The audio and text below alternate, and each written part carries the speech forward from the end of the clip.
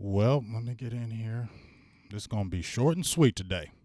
If you're in here, that's cool. If you ain't, it's all good. I ain't tripping. Okay. What's good, everybody? This is Big Game James. If you checked on my feed, you already heard a little bit what was going on. You saw the game. Cowboys lose 17-9. I'm gonna make this kind of short and sweet. We got a lot of other people going live right now. I should have waited. Probably should have even did this tomorrow, but I want to kind of just get this off my chest right now, and I can do another one tomorrow. Uh, so if you in here, cool. If you ain't, I don't even give a hell. Keep it all the way 100. Just had some sad news go on in my life.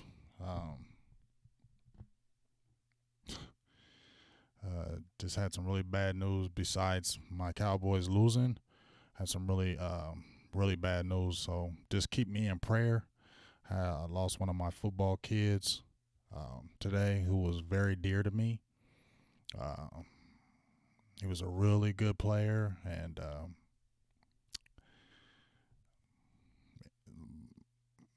did some things not good. So we'll get past it. But at the end of the day, let's talk about this Cowboys game. I'm not going to even sit there and say thank you very much. I appreciate you, Fast Turtle. Thank you very much, Michael Morgan. I don't even want to sit there and beat y'all up about it, but it's just kind of crazy. I coached youth football for about 15 years, and I had 3 of my football kids pass within the last 2 years, and this will be my 4th football kid that I coached. That basically life gone, and just shows you how short life is, and it's just really devastating because this kid was very close to me. So really kind of hard to deal with. I just got the news before I came on live, so it's even crazier dealing with that loss with my Cowboys and then dealing with that. But it is what it is. So I appreciate everybody's prayers, and thank you very much for keeping me in your prayers. I am going to definitely need those. But let's go on. Let's the show must go on. So let's talk about these Cowboys right now. Disappointed, yes, to say the least. Disappointed. That's the least I can really say right now. But to sit there and say, am I surprised? No, I'm not surprised. If you look at the title of my topic, you'll see it says "Fire Garrett." Okay, fire him. And I'm not jumping on the train that everybody jumping on, but y'all. If anybody's been following Silver and Blue Nation, y'all been knowing that I have never been on the Garrett train. I've never been on it. Never was solidified with Garrett, but I said, you know what, he's the new Cowboys coach. I'm going to roll with it. But I never believed he could really take us over there. That was a Jerry Jones thing. And right now you see it again. And when you see my videos that I made, we'll talk about the game right quick, but it correlates to what I'm talking about. Because I made about 3 or 4 videos, and one of the videos I made was Jerry and Jason joined at the hip. And it is. And I broke down a few things to where Jerry had already accepted mediocrity. He already accepted it because he wanted his guy his way and say, this is my guy. I'm going to win this my way, because he know I don't give a hell. He got to know he made that mistake with Jimmy Johnson, and he's been chasing that ghost ever since. He's been chasing that ghost. So you know what he said? He said, I'm going to get a guy that I like, I raised up, I brought up. So if we do win it, I can say like Frank Sinatra, I did this my way. Your way ain't working though. And I've been said it. And I hate to keep coming back to it. I love my Cowboys. I love them for life, and I'm always going to be there for, going to ride with them for life. But as I said before, Dallas ain't going to win another championship under Jerry Jones. It'd have to be under Stephen Jones, because it ain't going to happen under Jerry. I just said it, and I know y'all might say, oh, whatever. That's just my opinion, because I've seen 23, 24 years that's proven it right. And as I said before, when he moved Garrett in, it was the undermining. He undermined Wade Phillips because he wanted Garrett. So he brought Garrett in as his offensive coordinator. That wasn't probably Wade Phillips' choice, but that was Jerry Jones' choice, because he wanted him to eventually be the man. And then you pay him like you're paying the coach. You're undermining the coach. everybody's like, you're paying this assistant coach more than the coach. Everybody knew it. And then Wade had 3 winning seasons, and then when he had 1 bad season went crazy, you fired him and put Garrett in. So you already undermined him. And then, as I said, I told y'all before, and it correlates to this game right here. Jason Garrett started 3 straight seasons with 8-8. 3 straight seasons with 8-8, right? And then his next season after that, he got 12-4. So as I said before, Jerry Jones had already accepted the mediocrity because he wanted to say this was his guy. If you look at all the other coaches under Jerry Jones, the only one that didn't have a successful tenure as far as winning games was Dave Campo. He had 3 straight 5-11 seasons. Jason Garrett had 3 straight 8-8 seasons, had 1 12-4 season. 4 seasons, you only had 1 winning season, and you got a 5-year deal. That already set everything up for the acceptance of mediocrity, because basically Jerry Jones was saying, I don't care what it is. I want this guy to be my guy. So I'll go through the fire, and no matter what, I want to make this work and see it through. But if you look at those 8-8 seasons with Jason Garrett, if you remember when Jason Garrett coached those 8-8 teams, I ain't going to say they were the most talented, but guess what? It was the last game of the year. This was the second game the second to the last game of the year. But it was the last game of the year when it's 3 8-8 seasons, and it was to get to the playoffs against the Giants, the Redskins, and the Eagles. Now, I know Romo missed that last one against the Eagles, and they had Kyle Orton, and he threw the interception at the end. But it was 3 of those seasons, win and get in. Win and get in. And what happened? Choked. Guess what? Win and get in. Choke.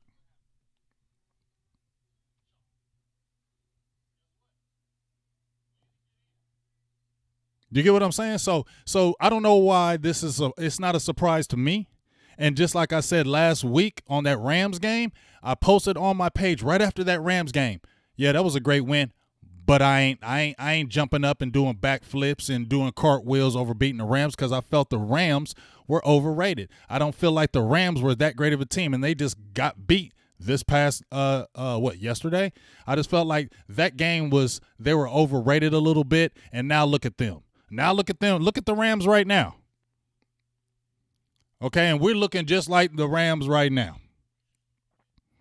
Supremely talented team, but can't get over the hump. And let's talk about this game right now, because I got some stuff to talk about. I mean, I don't know if this is super accurate, but it says right here, Carson Wentz, this was his game. This was his game. Everybody was talking about Carson Wentz. You just got paid this big money. You're supposed to be this franchise quarterback. You got this money. You didn't play in the Super Bowl.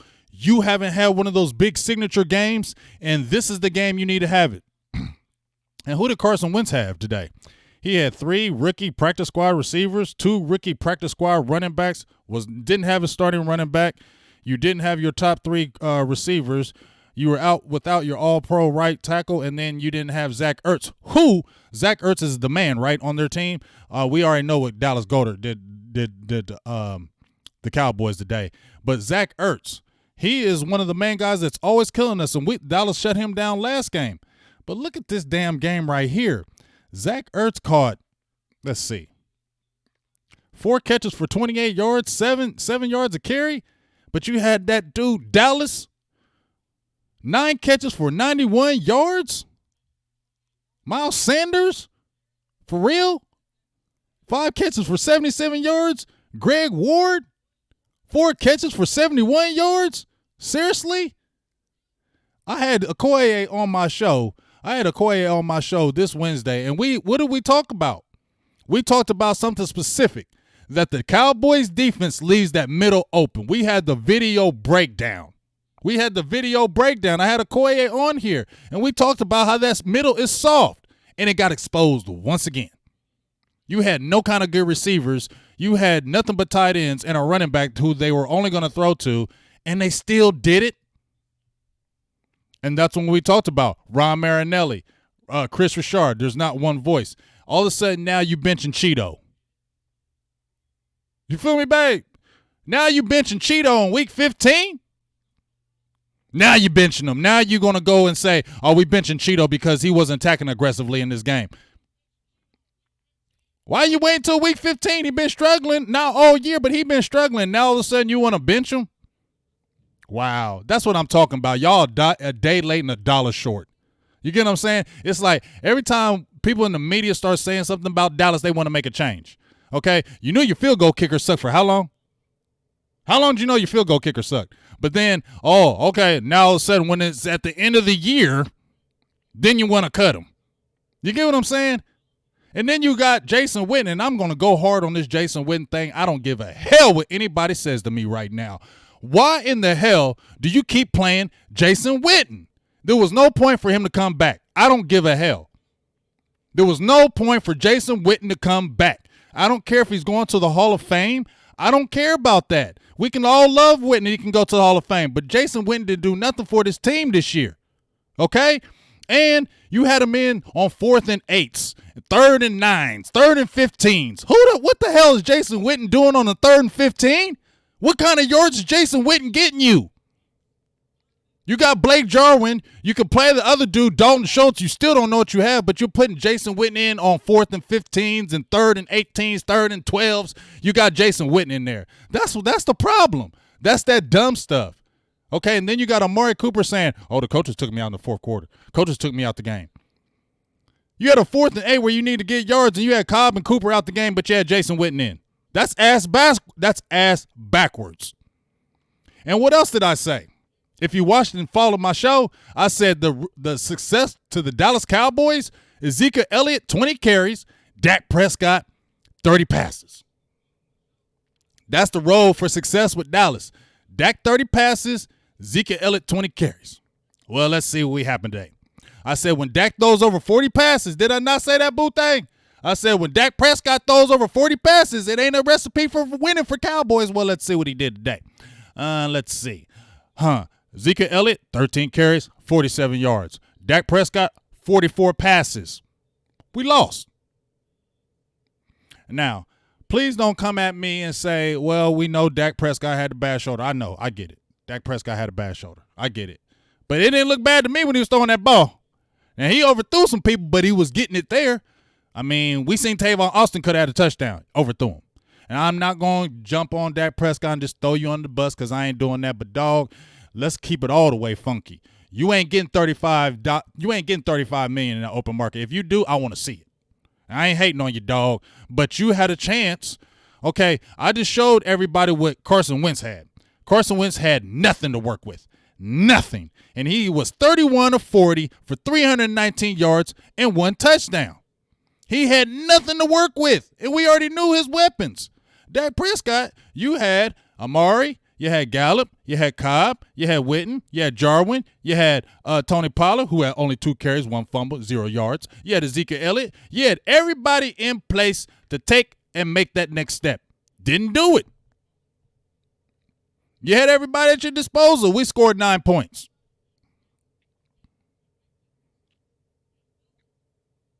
Like how much? I mean, this is pathetic. I mean, it's pathetic. It was pathetic watching the game. It was pathetic watching the damn game because you sat there and see. That's why I said that's why I wasn't jumping up and doing cartwheels and backflips over a winning game because I know these Cowboys and I know Jason Garrett. You're an average coach. And unless everything goes perfect, you ain't going to win no 12, 13 games. And here's the thing. The excuse has always been for Jason Garrett, well, he's had some big injuries, and when those injuries, that was your excuse of why you didn't get there. But guess what? What have I been saying? Actually, me and producer G was been saying this since 2017. Jason Garrett, even years, playoffs. Jason Garrett, odd years, no playoffs. Now, Dallas still has an opportunity to go to the playoffs. Dallas still has an opportunity to go to the playoffs because they can beat the Redskins next week, and the Philadelphia Eagles can lose, I believe, to the Jaguars next week. And then guess what? All Cowboys are back right in the playoffs. But do we really freaking think that if Dallas backs into the playoffs, they're going to go on some miraculous run, win 3 damn games, and then all of a sudden go to the Super Bowl? Man, please. That's fake. That's fake news. And, I mean, that's just what it is. Like, that's just what it is. I'm going to listen to some of y'all right quick because, I want to keep talking my head off, but let me listen to y'all right quick right now. Let me see what y'all got to say. Because this game to me is just sad and pathetic, dog.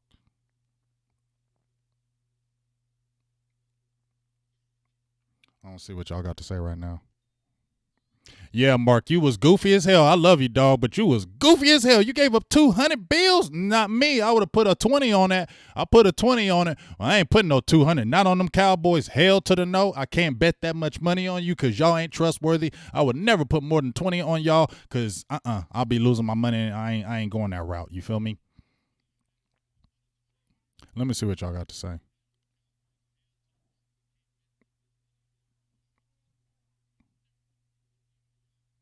Wow, Shane, really? Yes, I asked you at the carries. You said 11. He only had 2 after that. And we were still in the game. That's what the bad thing about it is.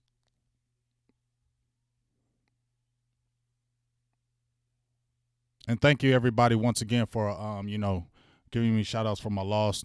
I'm going to rise above it right now because we got to get the show on, but I'm definitely going to do some morning and get some more info later. But you know what? This is not surprise to me. I'm not surprised.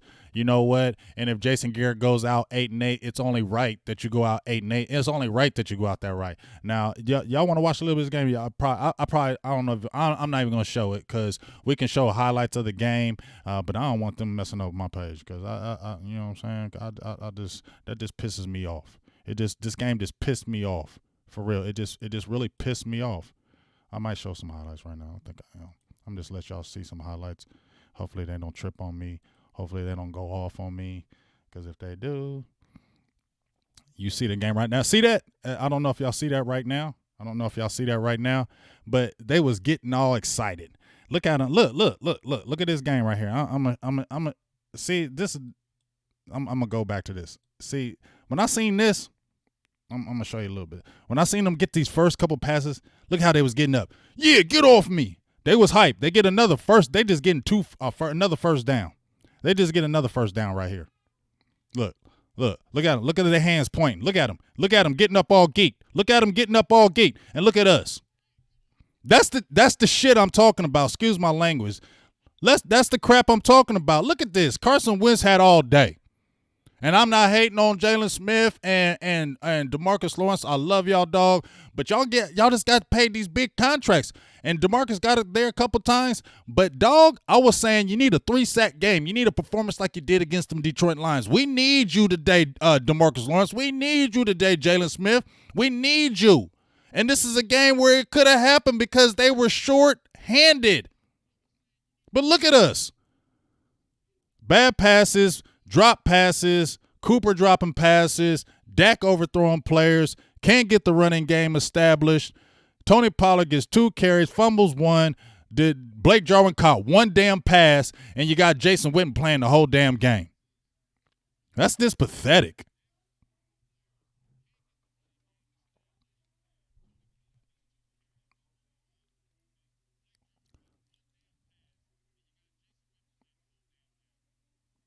Like that's just crazy to me. Just look at this, man. That's just crazy to me when you see how easily they moved the ball on us. Look how comfortable this dude. He was comfortable all damn game.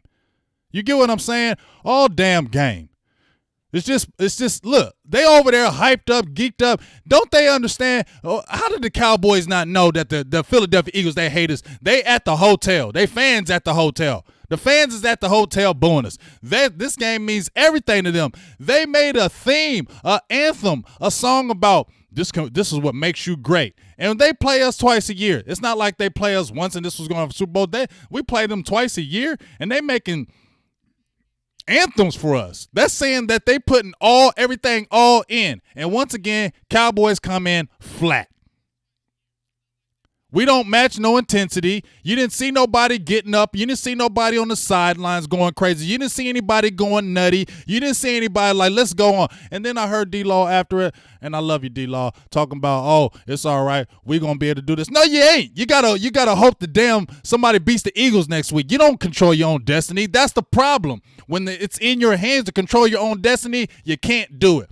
I don't want to hear the talk. I don't want to hear no hot boy shit. I don't want to hear none of that talk about what y'all going to do. Too many times Dallas gets Hollywood. That's the problem.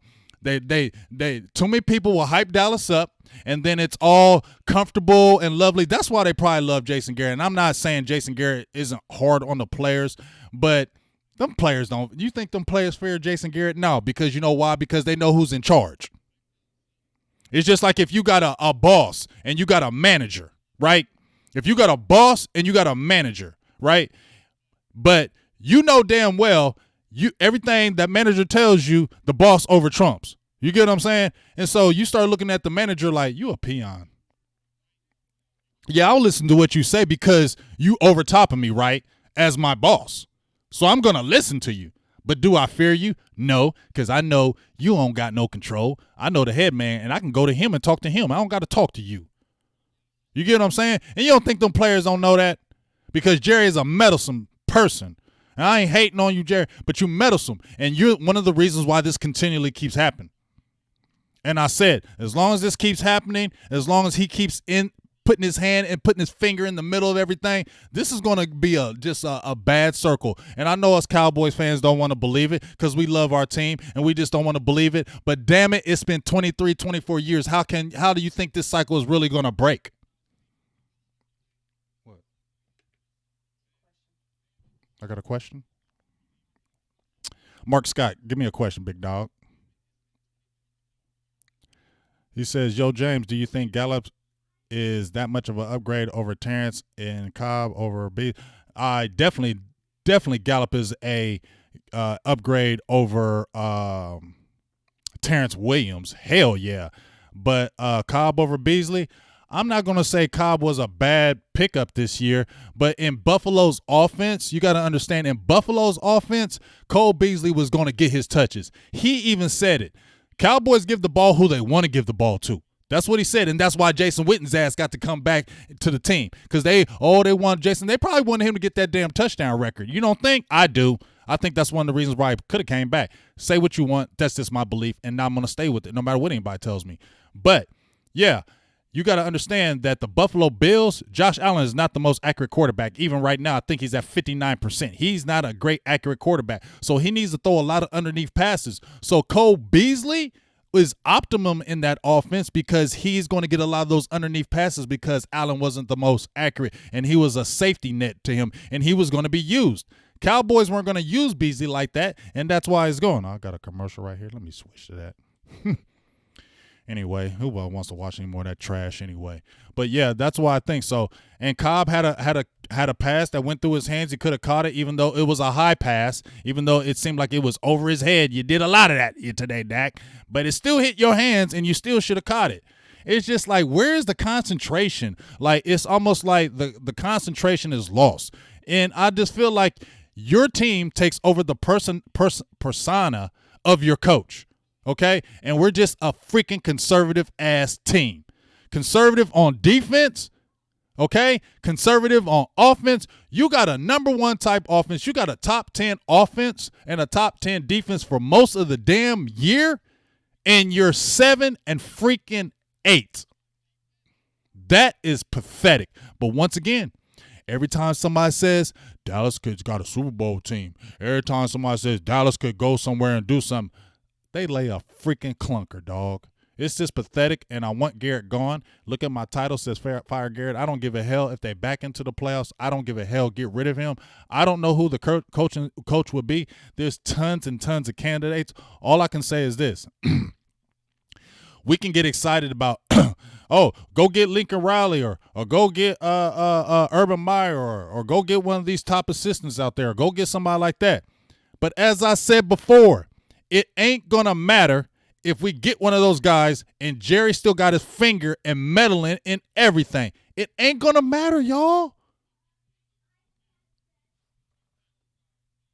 Like, it don't matter. Like, we can get one of these coaches. Like, we have to see where the source is, where the problem comes from.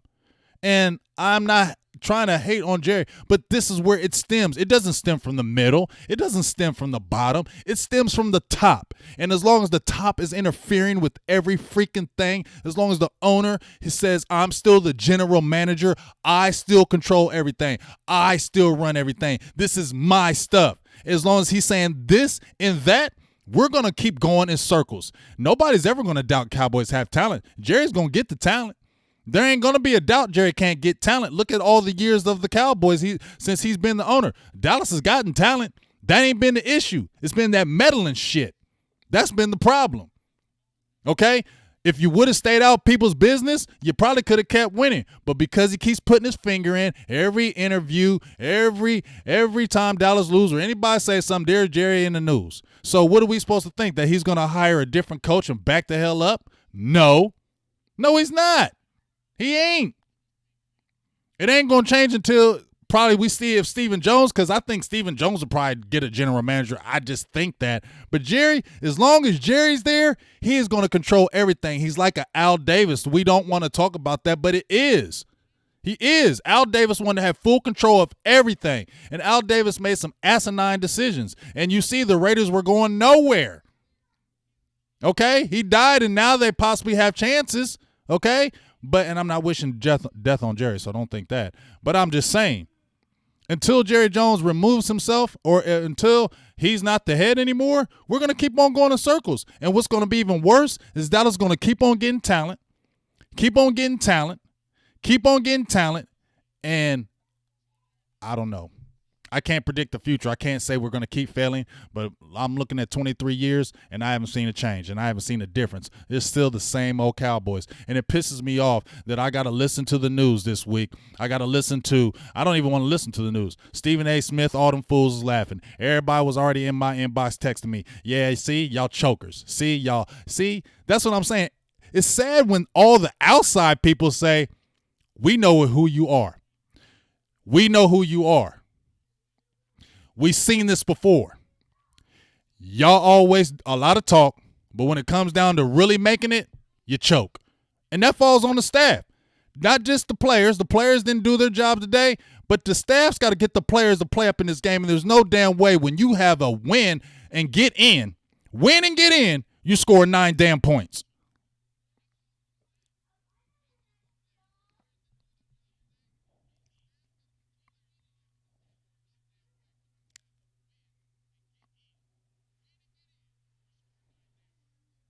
Just listen to what y'all got to say right quick. Yeah, I know it ain't happened.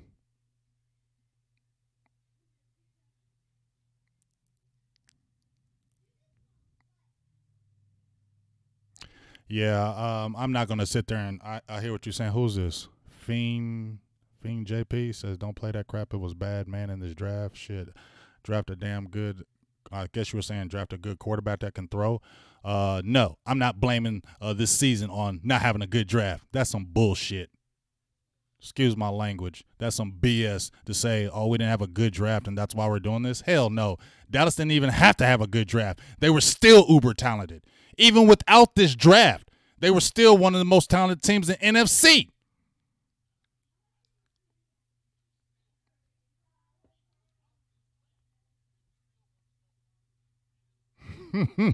This is what Stevie Mac 23. Yeah, listen, I know Jerry ain't going nowhere, but are y'all understanding what I'm saying? I know Jerry ain't going nowhere. Jerry ain't firing himself. I know the only way he going to go is if he die. But that's what we have to understand, that it's going to still be these same things. What do we think? That he's going to get a coach and he's going to back the hell off? Oh, I'm going to let you do whatever you want. I'll let you get your own staff. I'll let you do this and that. Show me where Jerry will let that happen. Show me where Jerry will do that. You really think he's going to fire Kellen Moore? He still had a top-rated offense. You think he's going to want to get rid of Kellen Moore? That's one of his guys, probably one of his boy wonders too. Man, please. It's just the same old sad story. It's just the same old sad story with these Cowboys, and it's just pathetic, and I'm just tired of seeing the crap. For real. I'm just tired of seeing it. And it's just an evil chain of events that just keep going and going in a bad circle.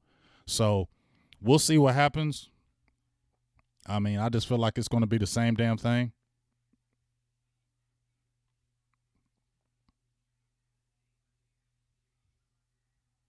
But it's just the same thing, man. And like I said, the team takes over the personality of the coach. Facts.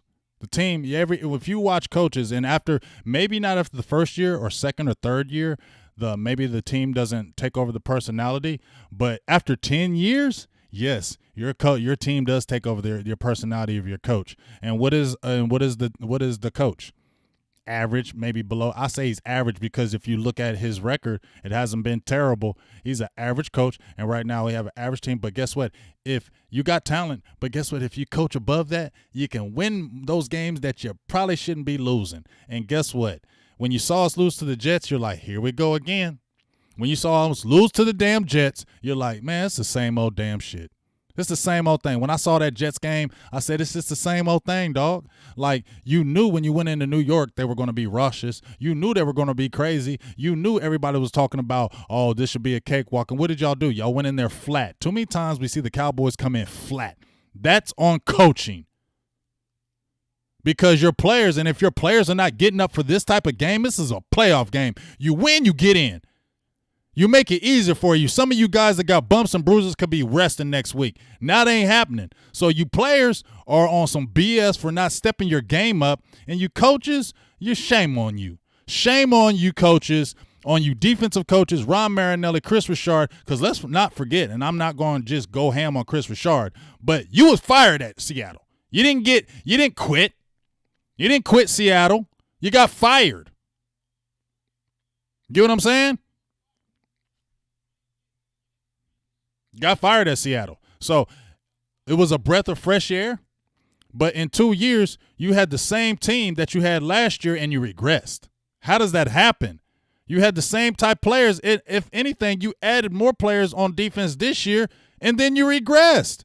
You know why? Because y'all got two voices up in there. Rob Marinelli still want to put his hands in there, and Chris Richard wants to put his hands in there, and you got two people going back and forth, and that's why I told you your boy Matt left the Cowboys, went over to Indianapolis because he said, I want to coach this whole thing myself. You got two heads on the defense. Neither one of y'all can figure out what's going on, what kind of defense you want to coach. Are we going to be aggressive? Are we going to be conservative? Are we going to blitz? Or are we not going to blitz? And it cost us. There's no way in hell that this should have been a game that these Cowboys should have been dominated on the defensive side. Carson Wentz threw for over 300. He's been struggling. He's been up and down all season, and this had to be his make-or-break game, and we made it for him.